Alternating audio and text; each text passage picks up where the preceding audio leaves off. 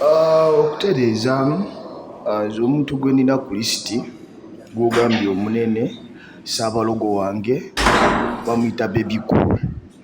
Waliwo enjawulo wakati wa Baby Cool ne Baby Cool? Era weeri woba oyogera biyinza okuba birisimira naye they are different cause owange nze mweyitira Baby Cool, owo omuyita ani? Naye ali ku posta nze ndaba ye Baby Cool. Awo wali obuzibu either kuffe kuliko omukyamu oba nga baluganda balongo. Ekisooka buno si bukyali bwe tusiga, just twagala tulivingire mu nsi buli omu amanye nti mune muntu. By the way nze Mr. Sally Moses muwe ekitiibwa cause ebintu byakoze aka Baby Cool family wise Mr. Sally Moses ali okay, agulumize bulungi family ye era ye muntu goyinza okulabikira be bantu abamu boyinza okulabirawo ku ekyo. So naye ekitiibwa bwe kitagalira nga afuuse Baby Cool wajja kusaidia Baby Cool eno. Anywa enjaga Gwali omulabyeko nayo? nze nga nze simulangako naye Baby Cool agamba anywa. Anti ono Baby Cool abato balowooza nnyo oyinza okulya emmotoka n'ogamba eyo yange. Alowooza kirowooze. xpotv to the world. Bakadde baffe abalungi mwebale omulimu mukola gwa ttendo okwekuumira ku xpotv and online channel. Tuli ku Facebook, TikTok, buli wamu weetuli ate namba zaffe kweziri. Bw'olina ky'oyagala okukola naffe ky'oyagala otugamba sitappingemu connectinga naffe buli kimu kitambule. Abaagala olanga, abaagala ki byonna. El Shaddai Money Service International batambuza ssente okuzeetolozebwa nga Uganda. Buli nsi yonna amakanda gaabwe gali South Africa, enamba zaabwe ziri awo wansi. Banaye muwagire El Shaddai naffe atuwagidde from day one up to date.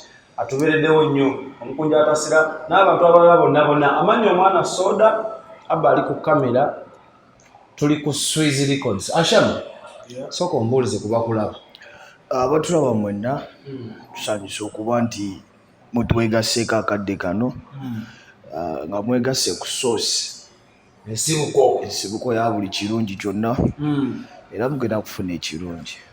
Nasooka n'empulira watwala n'ebyaffe piraato bye yatuwa nabadde ndi mu nnyumba eyo ntakulatakula ekyuma nagenza olaba kano ka balogo neŋŋamba Ashama kiki oluyimba baluyita lisiti y'abalogo. Ogenda sooka otubuulire wavudde ku kyowandiika oluyimba olwo kubanga eryo lisiti ey'abayimbi buli mwaka nga kuggwako. Nawandiise akayimba abalogo olw'ensonga nti ebiriwo ebirabibwako bisaana okwogerebwako ng'obisengese bulungi. That's why nakafulumiza mu lisiti. Oli bw'agamba nti ensibuko y'entandikwa y'oluyimba olwo wabadde ogera mu layini ya mukulu Baby Cool kuba yakola lisiti buli omwaka nga guggwako yakola lisiti Baby Cool lisiti ey'abayimbi abasinze opafominga mu mwaka okusinziira ku ye. Ne ndowooza nti naawe wavudde n'ogala naye kamwanukule kuba kwali ku posita munene bw'ati. Okutereeza omuntu gwe nina ku lisiti gw'ogambye omunene Saabalogo wange bamuyita Baby Cool. Waliwo enjawulo wakati wa Baby Cool ne Baby Cool? Era weeri woba oyogera biyinza okuba birisimira naye they are different cause owange nze mweyitira Baby Cool, owo omuyita ani? Naye ali ku posta nze ndaba ye Baby Cool. Awo wali obuzibu either kuffe kuliko omukyamu oba nga baluganda balongo. Baby Cool y'omu ku basajja music industry wa Uganda kwe batambulidde naddala okukyuka kuba batugamba edda abakongo baali bawamba music industry. Abasajja abasatu BBC, Baby Cool, Bobi Wine, Cameo bagezaako kukyusa music industry Uganda. Atwalibwa nga legend akoledde music wa Uganda alina n'obusobozi okuvayo n'ajajinga music. Okkiriziganya ne statement ezo zenkoze? Nzikiriganya nazo ku lw'ensonga zo, nyinza okwawukana nazo ku lw'ensonga zange, lwansonga nti buli omu ategeera kikye.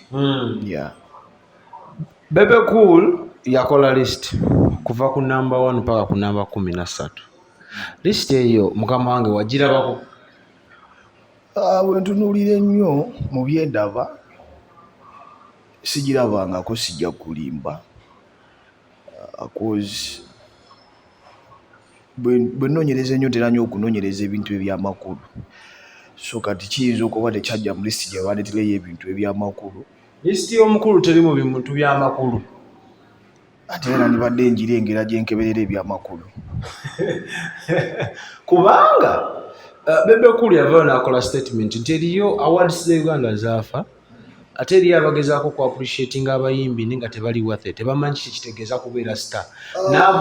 Awards za Uganda tezaagwa naye abantu abamu abatamanyi kuyimba be baasuula awards ezo olwansonga nti bakozesanga okusasula abategesi nti award eyo njagala njiwangule artist of the year, song of the year, kwata akasente bwe kati olwokuba bakulidde mu famire ezirina obusobozi okwetuusako bye baagala mu bulungi oba mu bubi. Naye si nti zaagwa zokka zokka be bazeesuulira abo abateekamu obusente. N'agamba nti ye agenda kutereeza music industry akolenga awards agabe ennyumba ne muva ne mumukuba bajjo yavaayo n'agamba Bebe Cool ennyumba tegaba nnyumba. Bwe njogera ku mukulu gwe bayita Mr. Moses Sali obusobozi abuyina asobola okuwa omuntu ennyumba koza obusobozi abuyina. Bamwaniriza ng'omuzzukulu ku first family, so obusobozi we buli ekyasobola okukikola naye tebakulimba nti omukulu Bebe Cool asobola okukola lisiti ng'erimu amakulu.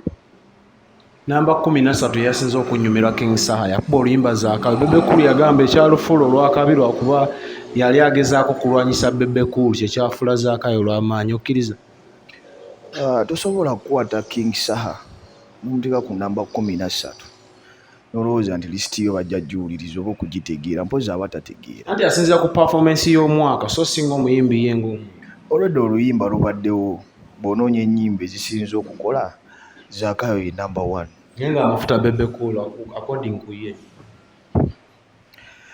Ekikulu mulimu ebintu by'oyogera nga byebuzaabuza. Ye Bebe Cool yatuwa n'ekyokulabirako n'agamba Bebe Cool King Saha akoze ennyimba nnyingi mu mwaka guno naye tezaatunda zaakawe yatunda kuba mwalimu Bebe Cool yali ayimba ku ye. Kyamukisa mulungi nnyingi naye mu zonna ennyingi alina zaawulira ate n'ezitaatunda naye yazuba obudde n'aziwuliriza. So kati gwe budde awo n'ogamba tezaatunda ng'olina okuba nti wazinoonyereza nako n'oziwuliriza n'ozitegeera kitegeeza oba olina ekikyamu ku mutwe ogamba mbu nno Saha namba 13 toba olaba nti omukulu nga bw'atera otugamba ebitalina makulu tobiwanga makulu tetulina nsonga kitudisikasinga eyo lisiti ng'ey'abalogo weeri. N'amuwa amagezi ave ku biragalalagala abayimbe muve ku biragalalagala. Teri advising abantu nti mukozese ebiragalalagala. Ekyo tekiriiwo naye ebiseera ebisinga oyinza obba kale olina access etegeera nti ono omuntu akozesa ebiragalalagala. Naye ku myaka gyo n'entegeerayo n'ebbanga ly'obaddewo ng'ogamba nti oli veteran w'ekintu kino. There is a humble way gy'oyinza okutuukirira omuntu n'oyogera naye n'akutegeera n'akola ekyo ky'oyagala. Then ne mbaamu n'ebyokwesudiya koza abantu abamu balowooza endongo yakwesudiya ova eri omulise ofune amataala following egejje bategere nti gwe wayogedde naye ng'oli mu kweswaza. Ashama bwe tugenda ku lisiti y'abalogo nalabye posta era abbe ogenda tuwa ku posta abalabi balabe ku posta. Wakoze posta nga kuliko njagala twogere ku posta omu ku omu abali ku posta ombuulire bo balogerawa buli omu kiki kyaloga ku music industry. Tugenda soka n'omukulu ali eno waggulu gwe bataddeyo Bebe Cool. By the way abantu balina okusooka okumanya nti abalogo list tekiri nti ono aloga gundi. Bano abantu baloga ndongo. Engeri gye balogamu endongo ebigambo ebibava mu kamwa ebibafuluma mu kamwa bye biroga endongo yaffe. Kyova olaba nti endongo yaffe instead of ogenda mu maaso n'omunigeria gwe twali tukuba endongo nakkiriza atuli wala lw'abantu bano ab'olubatu abeefudde abatagambwako. So oluyimba abalogo list teteruli nti ono gundi ne gundi tumwatakinga personally, no. It's all about bye boogera eri endongo yaffe. So kikakatako gwe munnayuganda alivinga mu Uganda bw'olengera olutawulo n'olubaluse mu Uganda aluvudde mu nsi ddala nga bagala kuwamba Uganda bagituuma erinnya eddala oba olina okulwana. So bano abantu tulina obbeekwatirako ffe nga ffe tubagambe bye mukola tebina gye bitutwala bitusuula busuuzi. Ndabako Alan Hendricks yagiramu wa Kristiyo Ssenga ng'ate ndaba naye akyalwana kubaako watuuka. Omukulu ono Peetero yandibadde muyimbi apromisinga, naye olw'okuba nti alina kayagala okukoppa okuva somewhere akeeteekemu kikamuleetera obuzibu. So ebiseera ebisinga bw'olema okumanya ki ky'olina okukola obaako by'ofuna. Ate kiba kibi nnyo okufuna by'ofuna nga bivudde gy'otasobola kutuuka. So kyova olaba nti ali ku dry season mu ndongo. So Christian ekimuleeta kumulabula nti oba ovudde gy'oli mu rehab komawo eno ng'omanyi ki ekyokukola. Ndabawo Abitex yazzeeko Kristiyo Ashama. Abitex mbagatta ne Bajjo ba promoters. Akano ka message kammwe bambi mutuyambe mu bye mukola fine tafaali ku ndongo ye Uganda okulaga nti abayimbi bakola bulungi kosi bategeka ebivulu kirungi.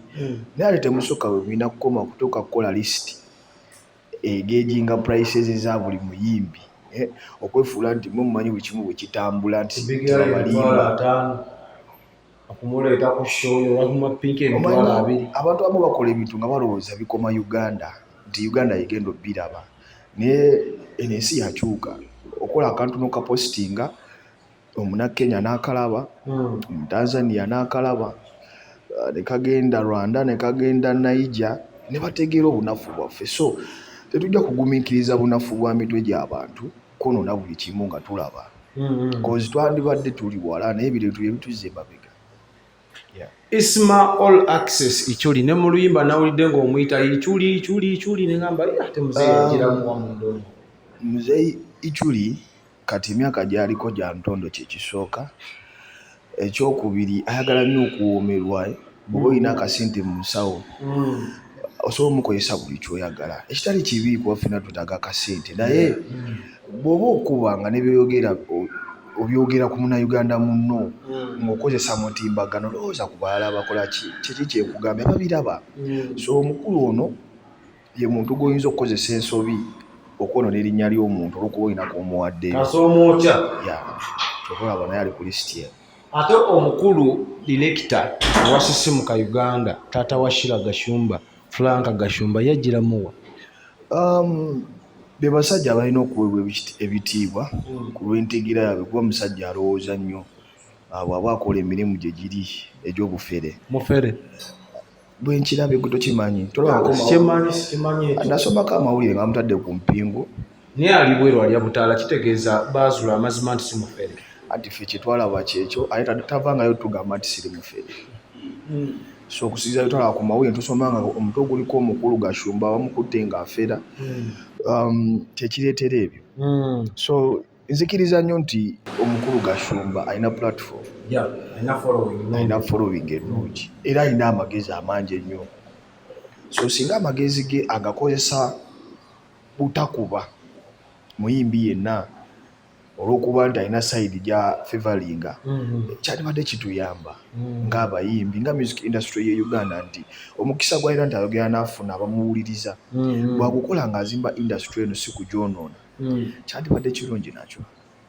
The one Lodi Case Anikati bategeka ne zaawadi awo omwaka nga gugenda, abasinze oyimba obubi, ennyimba embi, ba presenter abaagwa mwe baleeta ne mukadde waffe Miles Lwamiti akola ku TVM awo mu industry area.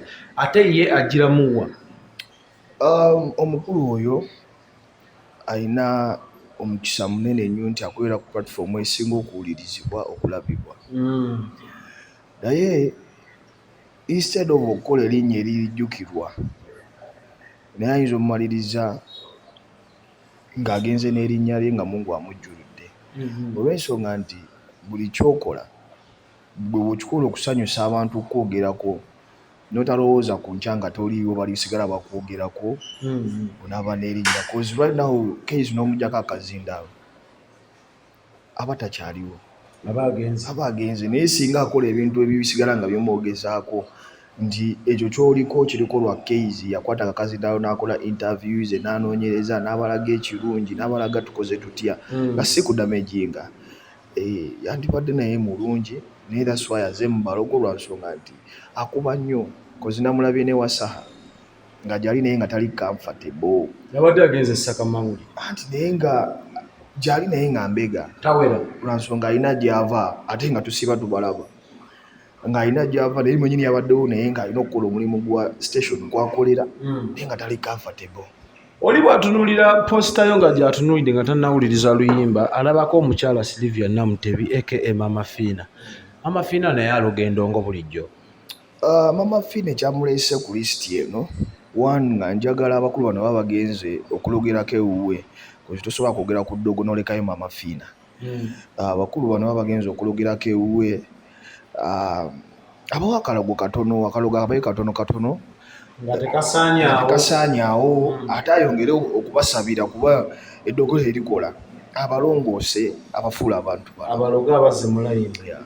Ashama, omuntu akufollowinze wakuba oluyimba lwa Petero n'oleeta list tajja gamba nti Ashama music career yagitambuliza nnyo ku bugogo akuba nnyo akubirira n'abantu abakulu.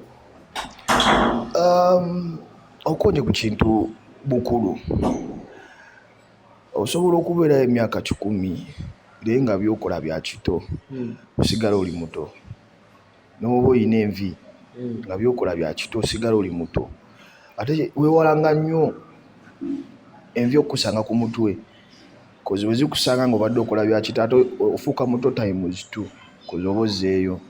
So bino byenkola nze si kuba ngezaako kutereeza kuno si kulumba kuno kyobola nti Bobi Wine yakolanga ennyimba ze nga bagamba tebabitegeera musada naye nga bw'otula n'owuliriza lyrics ze kigambo ku kigambo otegeera nti akasajja kagezi kyoba olaba era bw'oba omenyaamenya mwafuuka ku balala banne ababiri.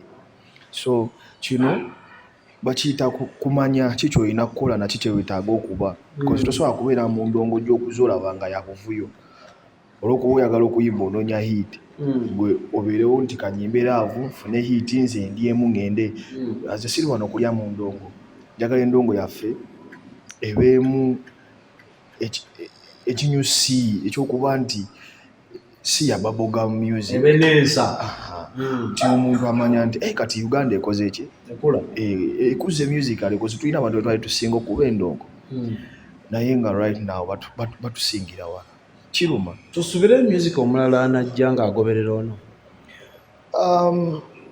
Sisuubira nnyo olw'ensonga nti bosika ekitajja ddiba lya nkoko ate mulimu abantu abamu nga baakyama nga ne bonaamugamba day to day ajja just kumenyeka mukonda.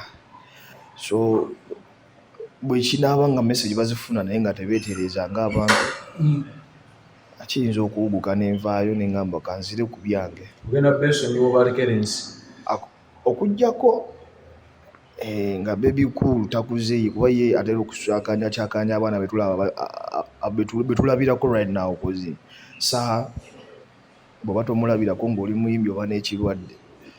So baby cool bw'atava ku saha tuyinza okufunayo obuyimba obulala awo mpola mpola ng'omutereeza mulayini nga mutereeza ozi gwena akataleke ka Ashama naye mbadde njagala kwerekereza mu speedi ey'ekiwalampanju. Ekisooka buno si bukyayi bwe tusiga just twagala tulivingire mu nsi buli omu amanye nti munne muntu. By the way nze Mr. Sally Moses muwe ekitiibwa cause ebintu byakoze aka Bebe Cool family wise Mr. Sally Moses ali okay agulumize bulungi family ye era ye muntu goyinza okulabikira be bantu abamu boyinza okulabirawo ku ekyo.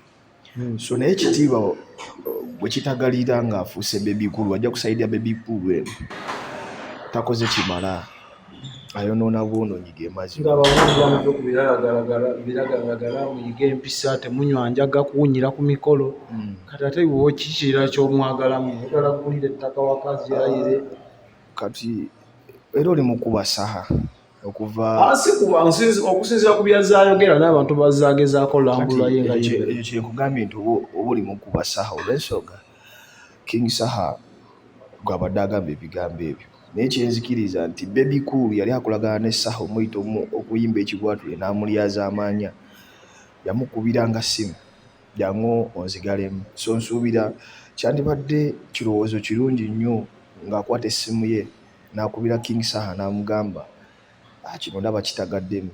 Oyo gwe bayita omuntu omukulu aba alina engeri gy'ahandolingamu ebintu nga kintu kikulu. anywa enjaga Wali omulabyeko nayo? nze nga nze simulangako naye Baby Cool agamba anywa. Anti ono Baby Cool abato balowooza nnyo, oyinza okuba emmotoka n'ogamba eyo yange.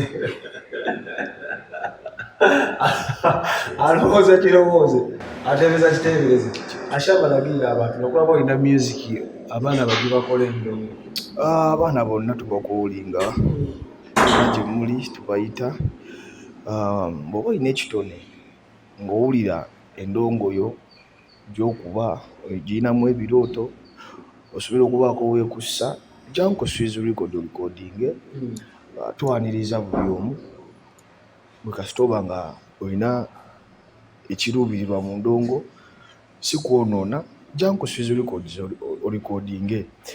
Then n'ekirala abatiisatiisa mukubakuba obusimusimu bakuyisaamu obaani bakuyisaamu eggaali we bali kati beemanyi era bwe anaakiraba ajja kutegeera. Bambi temutiisa, mwongere okutiisa Baby Cool mumugambe otave ku basajja ojja sigala ng'oli Baby Cool. ebyo baddayi hadi abakuyisaamu obusimu nti damulayini lwesuusa nasose nenfunayo abatamanyi koza obutamanya si musango. Eddiini yonna egamba obutamanya si musango noonyereza, naye banoonyereza akayimba ne bakawuliriza bategedde kikyendiko. Manyi katiisa nga katandika naye ate bw'oyongera okukawuliriza otegeera omukulu kikyayimbako. ekiriza ne Alani bw'akawa obudde ayinza okukaagala Ne Baby Cool oba okukaddamu nga bwe yaddamu akazaakayo talina maloboozi ago. baita abamu bagamba Saha yayimbye oluyimba olwo, oba Saha yakubidde essimu n'agamba bannumbire nga bwe wabalumba ku luli. King Saha musajja mulungi era waba ayimba nnyumirwa, ndi faani we, ndi mukwano gwe. Si kibi okuba nti nosemberera abalungi, kyenjiriza okugamba buli osemberera omulungi ofuna birungi. That's why abamu they are confused lwansonga nti nasemberera omuntu omulungi gwe tukola naye. Tweyanziza nnyo Ashama the Saints kimuli kya Kampala. Manyi alina mangi naye muganda wange nze gonna nga manyi. Tubadde wano wennyini ku Swiss, agambye jangu okole endongo nga bw'ogyetaagisa weeri wano mujja ne muteesa ne mukwasaganya music wa Uganda n'agenda mu maaso. Naffe aba Expo ng'olina kyagala otugamba ennamba aba zikuteeranga waawo wansi buli kaseera. Twin boxing tukubire ffe tujja kwogera mu buli mbeera yonna. Omwana soda abe Mukama abatukuumire. xpotv to the world.